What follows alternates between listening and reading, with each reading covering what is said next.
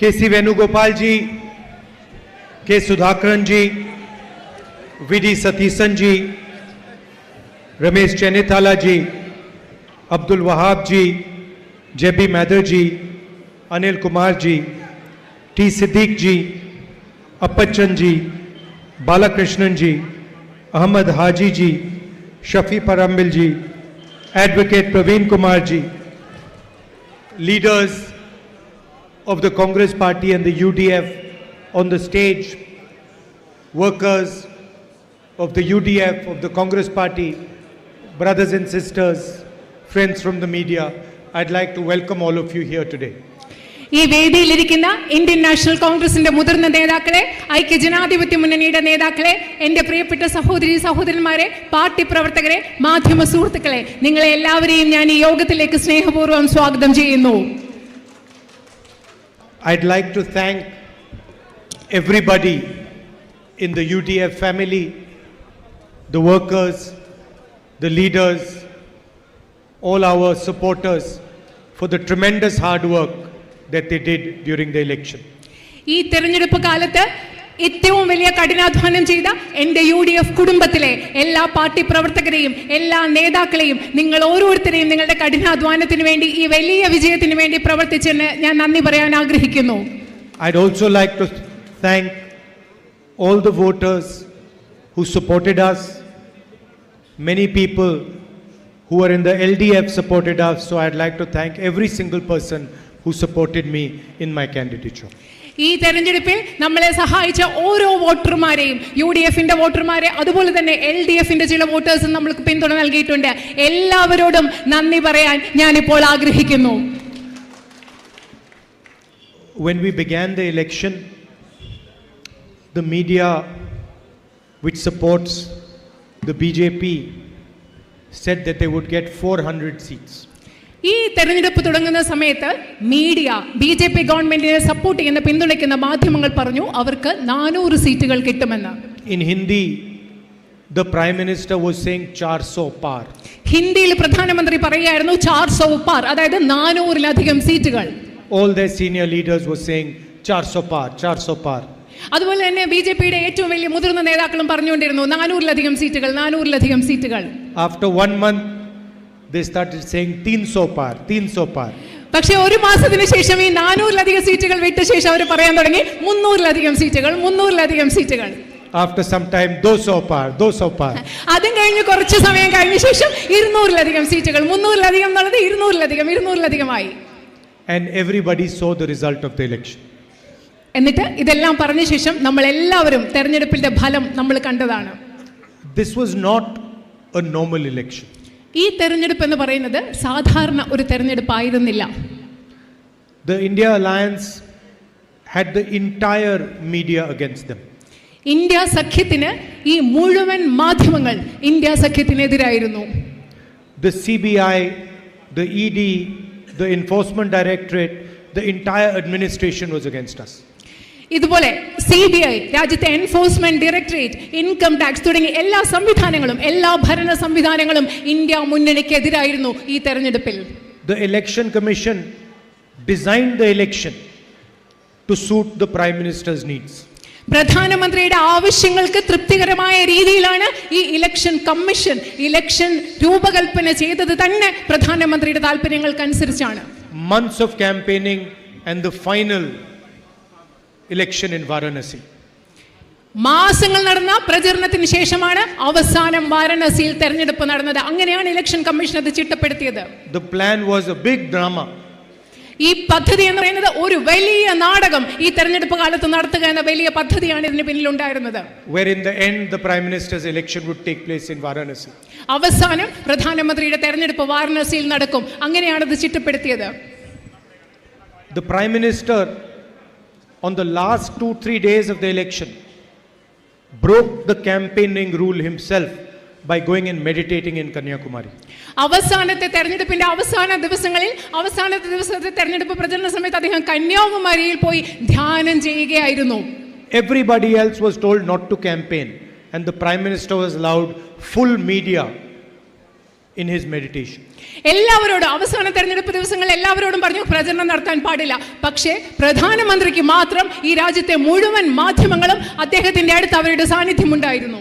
And after all this effort, the Prime Minister barely escaped losing in Varanasi. പക്ഷെ നിങ്ങൾക്കറിയോ, ഇതെല്ലാം ചെയ്തതിന് ശേഷം പ്രധാനമന്ത്രി വാരണാസിയിൽ കഷ്ടിച്ചാണ് രക്ഷപ്പെട്ടത്. അദ്ദേഹം അവിടെ പരാജയപ്പെട്ടനെ. In fact, the BJP lost in Ayodhya. അതുമാത്രമല്ല, BJP അയോധ്യയിലും പരാജയപ്പെട്ടിരിക്കുന്നു എന്നത് നിങ്ങൾ മനസ്സിലാക്കണം. They lost in Uttar Pradesh. അവർ ഉത്തർപ്രദേശിൽ പരാജയപ്പെട്ടു. And they lost because they were attacking the very idea of India. അവർ എന്തുകൊണ്ടാണ് BJP പരാജയപ്പെട്ടത് നിങ്ങൾക്കറിയാമോ? BJP പരാജയപ്പെട്ടത് ഇന്ത്യ എന്ന ആശയത്തെ അവർ ആക്രമിക്കുകയായിരുന്നു. അതുകൊണ്ടാണ് BJP ഈ തെരഞ്ഞെടുപ്പിൽ പരാജയപ്പെട്ടത്. In our constitution, India is called a union of states. നമ്മുടെ ഭരണഘടനയിൽ ഇന്ത്യ, ഭാരതം എന്ന് പറയുന്നത് സ്റ്റേറ്റുകളുടെ, സംസ്ഥാനങ്ങളുടെ ഒരു യൂണിയനാണ്. India is a union of states, of languages, of history, of culture, of religion, of tradition. ഭാരതം എന്ന് പറയുന്നത് ഭാരതം വിവിധ സംസ്ഥാനങ്ങളുടെ, വിവിധ പാരമ്പര്യങ്ങളുടെ, വിവിധ ചരിത്രങ്ങളുടെ, വിവിധ സംസ്കാരങ്ങളുടെ, വിവിധ ഭാഷകളുടെ ഒരു സമ്മേളനമാണ് ഇന്ത്യ എന്ന് പറയുന്നത്. Kerala has its own language. Tamil Nadu has its language. Bengal has its own language. Each one of these states have their own culture. Every single one of them has to be respected. കേരളത്തിന് കേരളത്തിൻ്റെതായ ഭാഷയുണ്ട്, തമിഴ്നാടിന് തമിഴ്നാടിൻ്റെതായ ഭാഷയുണ്ട്, ബംഗാളിന് ബംഗാളിൻ്റെതായ ഭാഷയുണ്ട്. അതുമാത്രമല്ല, ഈ ഓരോ സംസ്ഥാനങ്ങൾക്കും അവരവരുടേതായ ചരിത്രവും പാരമ്പര്യവുമുണ്ട്. ഈ എല്ലാ ചരിത്രങ്ങളും, ഈ എല്ലാ ഭാഷകളും, ഈ എല്ലാ സംസ്കാരങ്ങളും ബഹുമാനിക്കപ്പെടേണ്ടതുണ്ട്. In fact, the idea of India is the respect of the other. യഥാർത്ഥത്തിൽ ഇന്ത്യ എന്ന ആശയം എന്ന് പറയുന്നത് മറ്റുള്ളവരെ, മറ്റുള്ളതിനെ, അപരരെ ബഹുമാനിക്കലാണ്. And the symbol of respecting the other is the Constitution of India. മറ്റുള്ളവരെ ബഹുമാനിക്കുക എന്നതിന്റെ അടയാളം എന്ന് പറയുന്നത് ഇന്ത്യയുടെ ഭരണഘടനയാണ്. This Constitution embodies the ideas, the traditions of our country. ഈ രാജ്യത്തിന്റെ ആശയങ്ങൾ, ഈ രാജ്യത്തെ രാജ്യമാക്കുന്ന ആശയം, ഈ രാജ്യത്തിന്റെ പാരമ്പര്യം, ഇതിന്റെ എല്ലാം മൂർത്തിമത് ഭാവമാണ് ഇന്ത്യയുടെ ഭരണഘടന എന്ന് പറയുന്നത്. It guarantees fairness to all histories, traditions, cultures, communities and religions. ഈ ഭരണഘടന എന്ന് പറയുന്നത് ഈ രാജ്യത്തെ എല്ലാ സമുദായങ്ങൾക്കും, ഈ രാജ്യത്തെ എല്ലാ പാരമ്പര്യങ്ങൾക്കും, ഈ രാജ്യത്തെ എല്ലാ ചരിത്രങ്ങൾക്കും തുല്യതയും തുല്യാവകാശങ്ങളും ന്യായവും ഉറപ്പു നൽകുന്നതാണ് ഇന്ത്യയുടെ ഭരണഘടന. Over the last 10 years, the BJP has attacked the Constitution. കഴിഞ്ഞ 10 വർഷങ്ങളായി എന്നാൽ BJP ഇന്ത്യയുടെ ഭരണഘടനയെ ആക്രമിച്ചുകൊണ്ടിരിക്കുകയാണ്. They attack the Constitution when they make one community fight with another community. ഒരു സമുദായത്തെ മറ്റൊരു സമുദായത്തിനെതിരെ പോരാടാൻ പ്രേരിപ്പിക്കുമ്പോൾ, അവർ അങ്ങനെ ചെയ്യുമ്പോൾ ഈ രാജ്യത്തെ ഭരണഘടനയെ അവർ ആക്രമിക്കുകയാണ്. They attack the Constitution when they try to impose one idea, one language, one culture on this country. ഈ രാജ്യത്തെ ഒരാശയവും ഒരു ഭാഷയും ഒരു സംസ്കാരവും അടിച്ചേൽപ്പിക്കാൻ BJP ശ്രമിക്കുമ്പോൾ അവർ ഇവിടുത്തെ ഭരണഘടനയെ ആക്രമിച്ചുകൊണ്ടിരിക്കുകയാണ്. Before this election, BJP leaders clearly stated that they will destroy this constitution, change this constitution, throw this constitution in the rubbish bin. ഈ തെരഞ്ഞെടുപ്പിന് മുമ്പ് BJPയുടെ നേതാക്കൾ പറയുകയായിരുന്നു, അവർ അധികാരത്തിൽ വന്നാൽ അവർ ഈ ഭരണഘടനയെ നശിപ്പിക്കും, ഈ ഭരണഘടനയെ വലിച്ചെറിയും, ഈ ഭരണഘടനയെ ചവറ്റുകുട്ടയിലേക്ക് കളയും എന്ന് BJPയുടെ നേതാക്കൾ പറയുകയായിരുന്നു. The whole idea of 400 par was to change the constitution of India. 400-ലധികം സീറ്റുകൾ ഞങ്ങൾക്ക് വേണമെന്ന് BJP പറഞ്ഞതിന് പിന്നിലുള്ള ഒരേ ഒരു ലക്ഷ്യം, ഒരേ ഒരു ആശയം എന്ന് പറയുന്നത് ഈ ഭരണഘടനയെ മാറ്റിമറിക്കുക, മാറ്റി എഴുതുക എന്നതായിരുന്നു. 20th century is a visual century. ഇന്നത്തെ നൂറ്റാണ്ട് എന്ന് പറയുന്നത് ചിത്രങ്ങളുടെ, കാഴ്ചകളുടെ ഒരു നൂറ്റാണ്ടാണ്. Century of images, of television, of pictures. നമ്മൾ ഈ നൂറ്റാണ്ട് എന്ന് പറയുന്നത് നമ്മൾ കാഴ്ചകൾ കാണുന്നു, ചിത്രങ്ങൾ കാണുന്നു, TV കാണുന്നു, ആ ഒരു നൂറ്റാണ്ടിലാണ് നമ്മൾ ഇന്ന് ജീവിക്കുന്നത്. So it is quite appropriate that after saying that they will change the constitution, the Prime Minister was seen doing this to the Constitution of India. കാഴ്ചകളുടെ ഈ ലോകത്ത് നമുക്ക് വളരെയധികം സന്തോഷമുണ്ട്. കാരണം ഭരണഘടനയെ മാറ്റിമറിക്കുമെന്ന് പറഞ്ഞ ശേഷം, തെരഞ്ഞെടുപ്പ് വിജയം വന്ന ശേഷം പ്രധാനമന്ത്രി ഭരണഘടനയെ ഇങ്ങനെ വന്നിക്കുന്ന കാണുന്ന ആ ഒരു ചിത്രത്തിന് വലിയ പ്രത്യേകതയുണ്ട്. So India gave a very clear message to the Prime Minister of India. You cannot touch the constitution of this country. അതുകൊണ്ട് ഇന്ത്യയിലെ ജനങ്ങൾ, ഇന്ത്യ പ്രധാനമന്ത്രിക്ക് വളരെ കൃത്യമായ ഒരു സന്ദേശം നൽകി. ഇന്ത്യയുടെ ഭരണഘടനയെ തൊട്ട് കളിക്കാൻ ഞങ്ങൾ അനുവദിക്കില്ല എന്ന കൃത്യമായ സന്ദേശം ഇന്ത്യ നൽകി. And the truth is that what we have today is a crippled government. ഇന്ന് നമ്മൾ പറയുന്ന സത്യം എന്ന് പറഞ്ഞാൽ, ഇന്ന് കേന്ദ്രത്തിൽ അധികാരത്തിലിരിക്കുന്ന ഒരു ഗവൺമെന്റ് പൂർണ്ണമായിട്ടുള്ള ഒരു ഗവൺമെന്റ് അല്ല. ധാരാളം പ്രശ്നങ്ങളുള്ള ഒരു ഗവൺമെന്റ് ആണ് കേന്ദ്രത്തിൽ അധികാരത്തിലിരിക്കുന്നത്. A government that has been beaten so badly by the Indian alliance that it cannot walk straight. കാരണം ഇന്ത്യ മുന്നണിയുടെ മാരകമായ ഒരു പ്രഹരമേറ്റ, അടിയേറ്റ ഒരു ഗവൺമെന്റ് ആണ് അധികാരത്തിലിരിക്കുന്നത്. അതുകൊണ്ട് അവർക്ക് നേരെ നടക്കാൻ പോലും സാധിക്കാത്ത ഒരു ഗവൺമെന്റ് ആണ് കേന്ദ്രത്തിലുള്ളത്. Certainly not a government that is going to capably lead this country. കാരണം ഈ രാജ്യത്തെ ശക്തിമത്തായ കഴിവുള്ള ഒരു ഗവൺമെന്റ് അല്ല, ഈ രാജ്യത്തെ മുൻപോട്ട് കൊണ്ടുപോയി നയിക്കാൻ പ്രാപ്തിയുള്ള ഒരു ഗവൺമെന്റ് അല്ല ഇന്ന് അധികാരത്തിലിരിക്കുന്നത്. The India Alliance and the Congress Party has also completely destroyed the idea of Mr. Narendra Modi. അതുമാത്രമല്ല, ഇന്ത്യൻ നാഷണൽ കോൺഗ്രസും ഇന്ത്യ സഖ്യമുന്നണിയും ചേർന്ന് നരേന്ദ്രമോദിയുടെ ആശയങ്ങളെ ഈ തെരഞ്ഞെടുപ്പിൽ പൂർണ്ണമായും പരാജയപ്പെടുത്തിയിരിക്കുന്നു എന്ന് കൂടി പറയാൻ ഞാൻ ആഗ്രഹിക്കുന്നു. Today, the Narendra Modi you see is a completely different Narendra Modi than before the elections. ഇന്ന് നിങ്ങൾ കാണുന്ന നരേന്ദ്രമോദി എന്ന് പറയുന്നത് തെരഞ്ഞെടുപ്പിന് മുമ്പ് നമ്മൾ കണ്ട നരേന്ദ്രമോദിയിൽ നിന്നും തികച്ചും വ്യത്യസ്തനായ ഒരു നരേന്ദ്രമോദിയാണ് ഇന്ന് നമ്മൾ കാണുന്നത്. The people of Wayanad supported me throughout the last 5 years. കഴിഞ്ഞ 5 വർഷങ്ങൾ മുഴുവൻ നിങ്ങൾ ഓരോരുത്തരും, വയനാട്ടിലെ ജനങ്ങൾ എന്നെ പരിപൂർണമായി ഉള്ള പിന്തുണ എനിക്ക് നൽകിയിട്ടുണ്ട്. I was traveling across the country and the people of Wayanad were supporting me throughout. ഞാൻ ഈ രാജ്യം മുഴുവൻ യാത്ര ചെയ്തുകൊണ്ടിരിക്കുകയായിരുന്നു. ആ കാലയളവിൽ മുഴുവൻ വയനാട്ടിലെ ജനങ്ങൾ, നിങ്ങൾ ഓരോരുത്തരും എന്നെ പിന്തുണച്ചു. I was being interrogated by the ED for 55 hours. The people of Wayanad were supporting me throughout. Enforcement directorate എന്നെ 55 മണിക്കൂറുകൾ ചോദ്യം ചെയ്തപ്പോൾ വയനാട്ടിലെ ജനങ്ങൾ എൻ്റെ കൂടെ നിന്നു, എന്നെ പിന്തുണച്ചു. The BJP gave me a jail sentence, a 2-year jail sentence, 20 plus cases, and the people of Wayanad were supporting me throughout. എനിക്ക് BJP ഒരു 2 വർഷത്തെ ജയിൽ ശിക്ഷ നൽകിയപ്പോൾ, 20-ലധികം കേസുകൾ എൻ്റെ പേരിൽ രാജ്യത്തൊട്ടാകെ ചാർത്തിയപ്പോൾ വയനാട്ടിലെ ജനങ്ങൾ, നിങ്ങൾ ഓരോരുത്തരും എന്നെ പിന്തുണച്ചു, എൻ്റെ കൂടെ നിന്നു. BJP took away my house. I got letters from people in Wayanad saying, please come and live in our house. BJP എൻ്റെ ഔദ്യോഗിക വസതി എടുത്തു മാറ്റിയപ്പോൾ എനിക്ക് വയനാട്ടിലെ നിങ്ങളിൽ പലരും എനിക്ക് കത്തെഴുതി, ദയവ് ചെയ്ത് വന്ന് ഞങ്ങളുടെ വീട്ടിൽ താമസിക്കൂ എന്ന് വയനാട്ടിൽ നിന്ന് കത്തെഴുതി. And so, throughout this period, you have supported me with your love, affection and support. ഈ കാലയളവിൽ മുഴുവൻ നിങ്ങളുടെ സ്നേഹം കൊണ്ട്, വാത്സല്യം കൊണ്ട്, ഇഷ്ടം കൊണ്ട് നിങ്ങൾ എന്നെ പിന്തുണച്ചു, എൻ്റെ കൂടെ നിന്നു. So this is beyond elections. അതുകൊണ്ട് ഇപ്പം ഞാൻ പറയുന്നത്, നമ്മൾ തമ്മിലുള്ള ബന്ധം ഇലക്ഷന്, തെരഞ്ഞെടുപ്പിന് അതീതമായ ഒരു ബന്ധമാണ്. I can say, I could have said, look, people of Wayanad supported me in my elections and gave me a big victory. ഒരുപക്ഷെ എനിക്ക് പറയാമായിരിക്കാം, തെരഞ്ഞെടുപ്പിൽ വയനാട്ടിലെ ജനങ്ങൾ എന്നെ പിന്തുണച്ചു, എനിക്ക് വലിയൊരു വിജയം നൽകി, അങ്ങനെയൊക്കെ എനിക്ക് പറയാം. But that is not the only thing that you have done. പക്ഷേ ഈ തെരഞ്ഞെടുപ്പിൽ നിങ്ങൾ എനിക്ക് നൽകിയ വിജയം അത് മാത്രമല്ല നിങ്ങൾ ചെയ്തിട്ടുള്ള ഒരേ ഒരു കാര്യം എന്ന് പറയുന്നത്.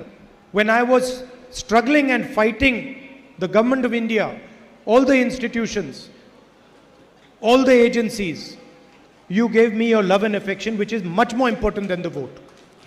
ഞാൻ ഇന്ത്യ ഗവൺമെന്റിനോടെതിരെ കഷ്ടപ്പെട്ട് പോരാടിക്കൊണ്ടിരുന്നപ്പോൾ, എല്ലാ ഏജൻസികളെയും ഭരണഘടനാ സ്ഥാപനങ്ങളും അവരെനിക്കെതിരെ ഉപയോഗിച്ചതിനെതിരെ പോരാടിക്കൊണ്ടിരുന്നപ്പോൾ നിങ്ങൾ നിങ്ങളുടെ സ്നേഹം, നിങ്ങളുടെ വാത്സല്യം, ഇഷ്ടം എനിക്ക് നൽകി. അത് നിങ്ങൾ നൽകിയ വോട്ടിനേക്കാളും വളരെയധികം വിലയുള്ളതാണ് എന്ന് എനിക്ക് പറയേണ്ടതുണ്ട്. So you treated me like a family member and I can never thank you enough for that. നിങ്ങൾ എന്നെ ഒരു കുടുംബ അംഗത്തെ പോലെയാണ് കണ്ടത്. അതിന് നിങ്ങളോട് എന്നും എനിക്ക് സ്നേഹമുണ്ടായിരിക്കും. Even 20-30 speeches like this will not be good enough. നിങ്ങളോടുള്ള ആ ബന്ധത്തെക്കുറിച്ച് പറയാൻ, നിങ്ങളോടുള്ള നന്ദിയെക്കുറിച്ച് പറയാൻ ഞാൻ 20-30 പ്രസംഗങ്ങൾ നടത്തിയാലും അത് മതിയാവില്ല. But I will remember it all my life. പക്ഷേ ഞാനിത് എൻ്റെ ജീവിതകാലം മുഴുവൻ ഇതെൻ്റെ ഓർമ്മയിലുണ്ടായിരിക്കും.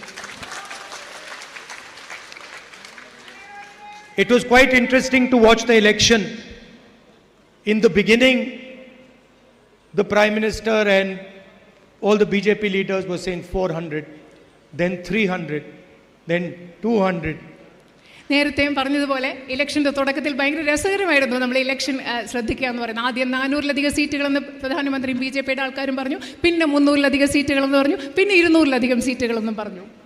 Then, towards the end of the election, the Prime Minister started having interviews with his friendly media houses. എന്നിട്ട് എന്താ പറ്റിയെന്നറിയോ? തെരഞ്ഞെടുപ്പിൻ്റെ അവസാനമായപ്പോൾ പ്രധാനമന്ത്രി അദ്ദേഹത്തിൻ്റെ സുഹൃത്തുക്കളായ മാധ്യമങ്ങളുമായിട്ട് ചില സംഭാഷണങ്ങളും അഭിമുഖങ്ങളും ഒക്കെ നടത്താൻ തുടങ്ങി. 3 or 4 sycophantic journalists would sit and the Prime Minister would talk to them. പ്രധാനമന്ത്രിയെക്കുറിച്ച് മുഖസ്തുതി നടത്തുന്ന 3-4 പത്രപ്രവർത്തകർ അവിടെ ഇരിക്കും. അവരോട് പ്രധാനമന്ത്രി അവരുടെ ഇടയിലിരുന്ന് സംസാരിക്കും. അങ്ങനത്തെ കുറിച്ച് അഭിമുഖങ്ങൾ അദ്ദേഹം ചെയ്തു. Same Prime Minister who has not done a press conference in the last 10 years was suddenly doing these interviews. കഴിഞ്ഞ 10 വർഷത്തിനിടയിൽ ഒരു പ്രസ് കോൺഫറൻസ്, ഒരു വാർത്താ സമ്മേളനം പോലും നടത്താത്ത പ്രധാനമന്ത്രിയാണ് പെട്ടെന്ന് ഈ 3-4 ജേർണലിസ്റ്റുകളുടെ പത്രപ്രവർത്തകരുടെ ഇടയിലിരുന്ന് ഈ സംഭാഷണങ്ങൾ നടത്താൻ തുടങ്ങിയത്. Fantastic questions were coming. വളരെ മനോഹരമായിട്ടുള്ള ചോദ്യങ്ങൾ, വളരെ അതിശയകരമായ ചോദ്യങ്ങളാണ് ഈ പത്രപ്രവർത്തകർ അദ്ദേഹത്തോട് ചോദിച്ചത്. Somebody was asking the Prime Minister, how do you like to eat mangoes? ചിലർ പ്രധാനമന്ത്രിയോട് ചോദിക്കുകയാണ്, മാങ്ങ, അതായത് മാമ്പഴം താങ്കൾ എങ്ങനെ കഴിക്കാനാണ് ഇഷ്ടപ്പെടുന്നത്? അതിലൊരു ചോദ്യമായിരുന്നു, do you like to cut the mango, or do you like to peel the mango, or do you like to suck the mango? നിങ്ങൾ ആ മാമ്പഴം മുറിച്ച് കഴിക്കാനാണോ താങ്കൾക്ക് ഇഷ്ടം, അതോ അതിൻ്റെ തൊലിയൊക്കെ ചെത്തിക്കഴിഞ്ഞ് കഴിക്കാനാണോ ഇഷ്ടം, അതല്ലാതെ മാമ്പഴം എങ്ങനെ കഴിക്കാനാണോ ഇഷ്ടം? അതായിരുന്നു ഒരു പ്രധാനപ്പെട്ട ചോദ്യം. Somebody asked the Prime Minister, you know, there is a lot of inequality in India. What do you think about the fact that few people are becoming very rich and everybody else is becoming poor? മറ്റൊരാൾ ചോദിച്ചു, പ്രധാനമന്ത്രിയോട് ചോദിച്ചു, ഈ രാജ്യത്ത് വളരെയധികം അസമത്വമുണ്ട്, കുറേ ആളുകൾ വളരെയധികം സമ്പന്നരായി മാറുന്നു, പക്ഷേ രാജ്യത്തെ ഭൂരിപക്ഷം ജനങ്ങൾ അവർ ദരിദ്രരായി മാറുന്നു. എന്താണ് ഇതിന് കാരണം? താങ്കൾ അതിന് And then the Prime Minister thought for 30 seconds, like thinking. And then he said, what do you want me to do? Do you want me to make everybody poor?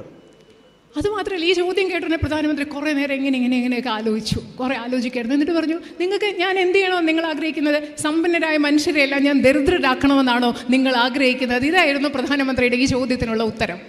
And then in the middle of this drama, the most fantastic thing he said. അത് മാത്രമല്ല, ഈ നാടകം നടക്കുന്നതിൻ്റെ ഇടയ്ക്ക് അതിൻ്റെ മധ്യഭാഗമായപ്പോൾ അദ്ദേഹം ഏറ്റവും മനോഹരമായ fantastic ആയിട്ടുള്ള അതിശയിപ്പിക്കുന്ന കാര്യം പറഞ്ഞു. One of the journalists asked him, how do you take such difficult decisions? ഒരു പത്രപ്രവർത്തകൻ അദ്ദേഹത്തോട് ചോദിച്ചു, ഇത്ര ബുദ്ധിമുട്ടുള്ള തീരുമാനങ്ങൾ താങ്കൾ എങ്ങനെയാണ് എടുക്കുന്നത്? Notice he didn't say intelligent decisions. He said difficult decisions. നിങ്ങൾ ശ്രദ്ധിക്കണം, ഈ പത്രപ്രവർത്തകൻ ചോദിച്ചത് താങ്കൾ ബുദ്ധിപരമായ തീരുമാനങ്ങൾ എങ്ങനെയാണ് എടുക്കുന്നതെന്നല്ല, ഇത്രയും ബുദ്ധിമുട്ടുള്ള തീരുമാനങ്ങൾ താങ്കൾ എങ്ങനെ എടുക്കുന്നതെന്നാണ് ഈ പത്രപ്രവർത്തകൻ ചോദിച്ചത്. അത് നിങ്ങൾ പ്രത്യേകം ശ്രദ്ധിക്കണം. Like demonetization, like a bad GST. അതായത് നോട്ട് നിരോധനം, അതുപോലെ തന്നെ വളരെ വികലമായ ഒരു ചരക്ക് സേവന നികുതി നടപ്പിൽപ്പെടുത്തി ഇത്തരം ബുദ്ധിമുട്ടുള്ള തീരുമാനങ്ങളെക്കുറിച്ചാണ് അദ്ദേഹം ചോദിച്ചത്. And the Prime Minister again thought about it and then he answered, I don't take any decisions. പ്രധാനമന്ത്രി അതിനെപ്പറ്റിയും കാര്യമായിട്ട് ആലോചിച്ചു. അതിനുശേഷം അദ്ദേഹം പറഞ്ഞു, ഞാനല്ല തീരുമാനങ്ങളൊന്നും എടുക്കുന്നത്, ഞാൻ ഒരു തീരുമാനങ്ങളും എടുക്കാറില്ല. He said, God tells me what to do. അദ്ദേഹം പറഞ്ഞ എന്താണെന്നറിയോ? ഞാൻ തീരുമാനങ്ങളൊന്നും എടുക്കുന്നില്ല, ദൈവം എന്നോട് പറയും ഞാൻ എന്താണ് ചെയ്യേണ്ടത്. I am not a biological person. ഞാൻ നിങ്ങളെയൊക്കെ പോലെ ജൈവശാസ്ത്രപരമായി ജീവശാസ്ത്രപരമായി ശരീരത്തിൽ നിന്നുണ്ടായ ഒരു മനുഷ്യനല്ല. ഇതാണ് അദ്ദേഹം. Everybody else in India is a biological person, has a mother and a father, but the Prime Minister said, no, I am not a biological person. ഇന്ത്യയിലുള്ള ബാക്കി എല്ലാ മനുഷ്യരും നമ്മളെല്ലാവരും എന്താണ് ജീവശാസ്ത്രപരമായി ഉണ്ടായവരാണ്, നമുക്ക് എല്ലാവർക്കും ഒരു അച്ഛനും അമ്മയുണ്ട്. പക്ഷെ പ്രധാനമന്ത്രി പറയുന്നു, ഞാൻ അങ്ങനെ ഉണ്ടായതല്ല, ഞാൻ ജീവശാസ്ത്രപരമായി ഉണ്ടായ ആളല്ല എന്നാണ് പ്രധാനമന്ത്രി പറഞ്ഞത്. And before I take a decision, God tells me what to do. ഞാനൊരു തീരുമാനം എടുക്കുന്നതിന് മുമ്പ് ദൈവം എന്നോട് പറയും ഞാൻ എന്താണ് ചെയ്യേണ്ടത് എന്നാണ് അദ്ദേഹം പറഞ്ഞത്. I was thinking, what an interesting God the Prime Minister has. ഞാൻ ആലോചിക്കുകയായിരുന്നു എന്ത് രസകരമായ കൗതുകകരമായ ഒരു ദൈവമാണ് പ്രധാനമന്ത്രിക്ക് ഉള്ളതെന്ന് ഞാൻ ആലോചിക്കുകയായിരുന്നു. Every decision he tells him to take benefits Adani or Ambani. ഈ പ്രധാനമന്ത്രിയുടെ ദൈവം പ്രധാനമന്ത്രിയോട് എടുക്കാൻ പറയുന്ന എല്ലാ തീരുമാനം കൊണ്ട് ഗുണമുണ്ടാവുന്നത് ആർക്കാ? അദാനിക്കും അംബാനിക്കും.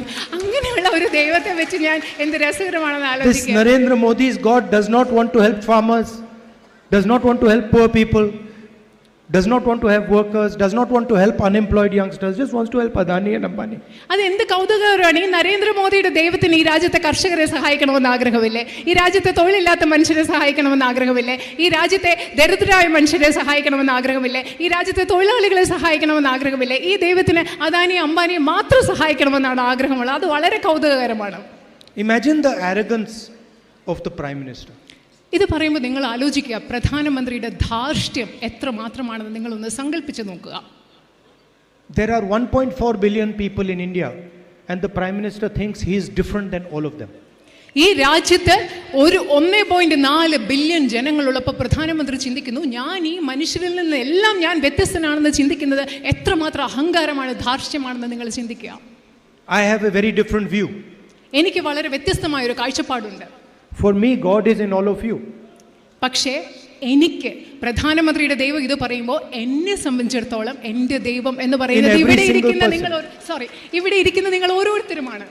In every single person, in the voice of every single person. എൻ്റെ ദൈവം എന്ന് പറയുന്നത്, ഞാൻ കാണുന്ന ദൈവം എന്ന് പറയുന്നത് ഈ രാജ്യത്തെ ഓരോ മനുഷ്യരിലുമാണ്. ഈ രാജ്യത്തെ ഓരോ മനുഷ്യന്റെ ശബ്ദത്തിലുമാണ് എൻ്റെ ദൈവം ഇരിക്കുന്നത്. And this is the protector of the voice of all our people.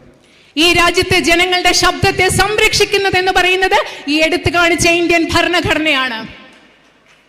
So, of course, our work has only begun right now. തീർച്ചയായും ഈ തെരഞ്ഞെടുപ്പിന് ശേഷം ഞങ്ങളുടെ ജോലി, നമ്മുടെ ജോലി തുടങ്ങിയിട്ടേ ഉള്ളൂ എന്ന് നിങ്ങളോട് പറയാൻ ഞാൻ ആഗ്രഹിക്കുന്നു. And we have proposed a vision for the country in our manifesto.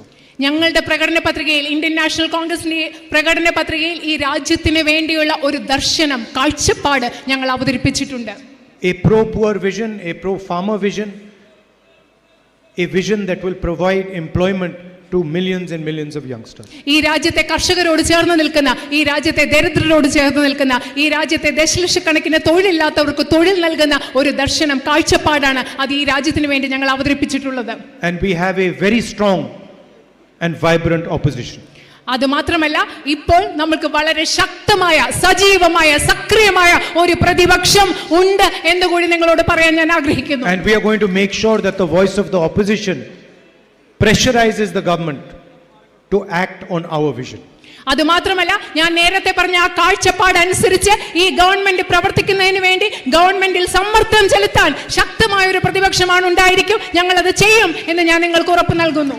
There are also very fundamental issues in Wayanad. അതുപോലെ തന്നെ വയനാട്ടിൽ വളരെ അടിസ്ഥാനപരമായ ചില പ്രശ്നങ്ങളുണ്ട്. We all know what they are. അത് എന്തൊക്കെയാണെന്ന് നമുക്ക് എല്ലാവർക്കും കൃത്യമായി അറിയാം. Night traffic, man-animal conflict, രാത്രിയാത്ര, medical college.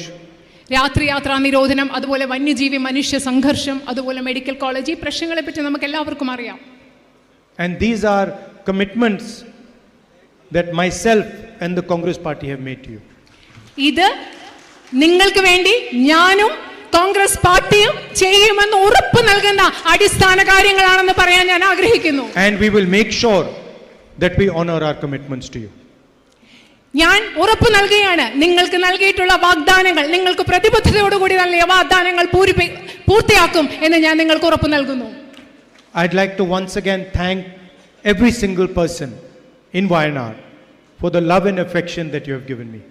വയനാട്ടിലെ നിങ്ങൾ ഓരോരുത്തരെയും ഒരിക്കൽ കൂടി നിങ്ങൾ എനിക്ക് നൽകിയ സ്നേഹത്തിന്, ഇഷ്ടത്തിന്, വാത്സല്യത്തിന് നിങ്ങളോട് നന്ദി പറയാൻ ഞാൻ ആഗ്രഹിക്കുന്നു. And many people are speculating Wayanad or Raebareli. ഇവിടെ ഇരിക്കുന്ന എനിക്കറിയാം പലരും ഇങ്ങനെ ഊഹാപോഹങ്ങൾ നടത്തുകയാണ്. വയനാടാണോ റായ്ബറേലിയാണോ നിങ്ങൾ ആലോചിക്കുകയാണെന്ന് അറിയാം. everybody knows the answer to this question except myself. ഈ ചോദ്യത്തിനുള്ള ഉത്തരം എല്ലാവർക്കും അറിയാം, പക്ഷെ എനിക്ക് മാത്രം അറിയില്ല. You know, in politics, everybody knows everything except the person who's doing it. നിങ്ങൾക്കറിയാം, രാഷ്ട്രീയത്തിലെ എല്ലാവർക്കും എല്ലാം അറിയാം, പക്ഷേ ആരാണ് ആ തീരുമാനം എടുക്കേണ്ടത് ആ വ്യക്തിക്ക് മാത്രം അറിയില്ല, പക്ഷെ ബാക്കി എല്ലാവർക്കും ആ ചോദ്യത്തിന്റെ ഉത്തരം അറിയാം. So, don't worry. Both Raebareli and Wayanad will be very happy with my decision. അതുകൊണ്ട് ഈ ചോദ്യത്തെ കുറിച്ചോർത്ത് വയനാട്ടിലുള്ള നിങ്ങൾ ആരും വിഷമിക്കേണ്ട. വയനാടും റായ്ബറേലിയും ഞാൻ എന്ത് തീരുമാനമെടുത്താലും നിങ്ങളെ രണ്ടുപേർക്കും സന്തോഷമുള്ള തീരുമാനമേ ഞാൻ എടുക്കുകയുള്ളൂ എന്ന് ഉറപ്പ് നൽകുന്നു. Thank you. നന്ദി. ബഹുമാന്യനായ ബഷീർ അലി തങ്ങൾ, ആദരണീയനായ ബഷീർ അലി തങ്ങൾ അവർകൾ, AP Anilkumar MLA, IC Balakrishnan MLA, Vadakara പിടിച്ചെടുത്ത പ്രിയപ്പെട്ട ശ്രീ ഷാഫി പറമ്പിൽ MP, ജബി മേത്തർ MP, പ്രിയങ്കരനായ യൂത്ത് കോൺഗ്രസ് പ്രസിഡന്റ് രാഹുൽ മാങ്കൂട്ടം, ബഹുമാന്യനായ AICC സെക്രട്ടറി PV മോഹൻജി, ബഹുമാന്യനും ആദരണീയ പ്രിയപ്പെട്ട KL പൗലോസ്, പ്രിയപ്പെട്ട K പ്രവീൺകുമാർ DCC പ്രസിഡന്റ്, പ്രിയപ്പെട്ട നമ്മുടെ മുൻ മന്ത്രി കൂടിയായ ജയലക്ഷ്മി, പ്രിയപ്പെട്ട തിരുവമ്പാടിയെ പ്രതിനിധീകരിച്ചുകൊണ്ട് ഇവിടെ കടന്നു വന്ന ബാബു പൈക്കാട്, KT മൻസൂർ, UDF-ന്റെ പ്രിയപ്പെട്ട ജില്ലാ നേതാക്കൾ, നിയോജക മണ്ഡലത്തിലെ പ്രിയപ്പെട്ട നേതാക്കൾ, പഞ്ചായത്ത് ബൂത്ത് UDF നേതാക്കൾ, കൽപ്പറ്റയിലെയും ബത്തേരിയിലെയും മാനന്തവാടിയിലെയും പ്രിയപ്പെട്ടതായിരിക്കുന്ന നേതാക്കന്മാർ തുടങ്ങിയ എല്ലാ ആളുകളുടെയും സാന്നിധ്യം എവിടെയുണ്ട്. അംസക്ക, PP ആലിക്ക, ശ്രീ ഐസക് ഉൾപ്പെടെ എല്ലാവരുടെയും സാന്നിധ്യം പ്രത്യേകം എടുത്തു പറയുന്നു. ഈ പരിപാടിക്ക് നന്ദി പ്രകാശിപ്പിക്കാൻ ബഹുമാന്യനും ആദരണീയനുമായ രാഹുൽ ഗാന്ധിയുടെ തെരഞ്ഞെടുപ്പ് കമ്മിറ്റിയുടെ വർക്കിംഗ് ചെയർമാൻ ആയിട്ടുള്ള ശ്രീ CP ചെറിയ മുഹമ്മദ് അവர்களെ हमसे जुड़े रहने के लिए हमारे YouTube चैनल को सब्सक्राइब करें और नई वीडियो की नोटिफिकेशन के लिए बेल आइकॉन को दबाएं।